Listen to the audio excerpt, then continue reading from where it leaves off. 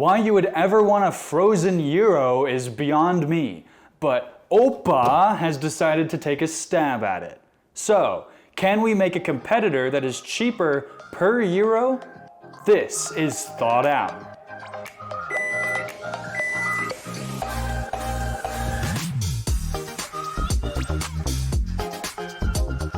A box of this frozen gyro kit comes to about $1.89 per gyro because this comes with 4, which is actually pretty damn enticing, I must say. Okay, now this was kind of false advertising because as you can see, there are no tomatoes or red onions on this. So that's a problem. First I'm gonna try it plain, but then I'm gonna add the tomato and onion on it just to give it a fair shot. Damn, is that actually what gyro meat is supposed to look like?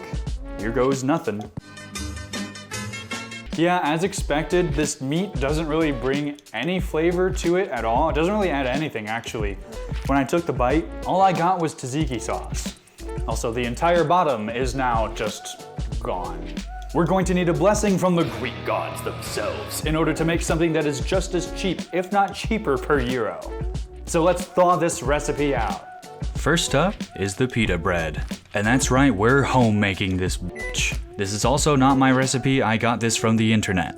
In a mixing bowl, dump in 3 cups of flour, 1 tablespoon of sugar, 2 teaspoons of salt, 7 grams of active dry yeast, and whisk all of that together. In a separate container, add 1 cup of warm water and 2 tablespoons of olive oil. Now, if you had a stand mixer, you can just put it on low speed and pour it in and just mix it up, but we don't have that, so we are going to be using the good old spatula for this. It's looking a little flaky, so I'm gonna add just a little bit more water to even it out. Yeah, that looks a lot better. Once we have a dough formed, flour up your counter and knead the dough for about 5-ish minutes. A nice workout for both you and the dough. In a bowl, lightly coat in olive oil, plop your boy inside, rub a little more olive oil on top, and seal it up. We're going to proof this in a cold oven with the light on for about 1.5 hours. When you take it out, it should look considerably larger. You know what that means.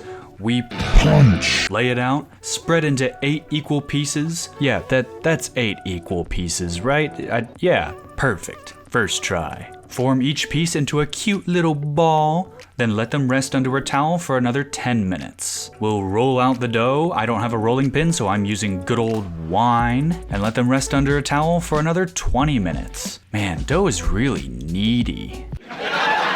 Take a cast iron skillet, place it tacky side down, heat for 45 seconds, flippy 45 more seconds, and just store them in a towel. Wow, that was way too much work, but the price will be worth it. For the meat, mix together a pound of ground beef and a pound of lamb. Season with allspice, thyme, salt, and pepper. Also add diced onion and garlic. Mix it all up with your hands and rough chop the pile to get it extra fine, or use a food processor if you have one. Now, we don't have a skewer to do a normal kebab, shawarma type thing dealy-doo, so instead I'm going to be using another recipe that I found on the internet. And this is not going to turn out very traditional, but hey, let's just forget about that part, okay? Transfer it to a greased baking dish and we'll cook it in the oven at 400 degrees for about 40 minutes. Remove the meat and let it cool off for another 30 minutes. Once it's ready, you should be able to slice it up. I couldn't get mine quite as thin as I wanted to, so this gyro meat is going to be a little bit thicky today. Apologies to all the Greeks out there.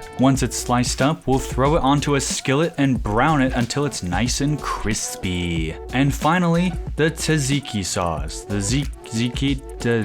Start with a standard cup of plain Greek yogurt, and we'll grate half a cucumber into it. Then add a splash of olive oil, some garlic powder, mix it all together, and that is Greek sauce. Made out of Greeks. Now on your pita, layer on some meat, followed by some sliced tomatoes, some finely sliced red onion, and top it off with your sauce. And that is your gyro. And it's just below the price per unit on this frozen box, so mission successful, even though it's pretty darn close. Technically it is cheaper, and that really is what makes these exercises fun. It's just, can we do it? And we did. And this is also cheaper than Joshua Wiseman's budget gyro, so Checkmate. And now to try it. Oh, it's getting messy. You know the crispy layer we got on the meat? That really turned out well. Even though the meat is ever so slightly off in consistency than what it's traditionally supposed to be, it actually tastes just like gyro meat. Hey, and look, Oppa, no breaking. And you know what? For the first time ever making pita bread and first time ever making like anything resembling gyro meat, I actually think I did a decently solid job. Thank you for watching this episode of Thawed Out, where we're finally back to our default kitchen.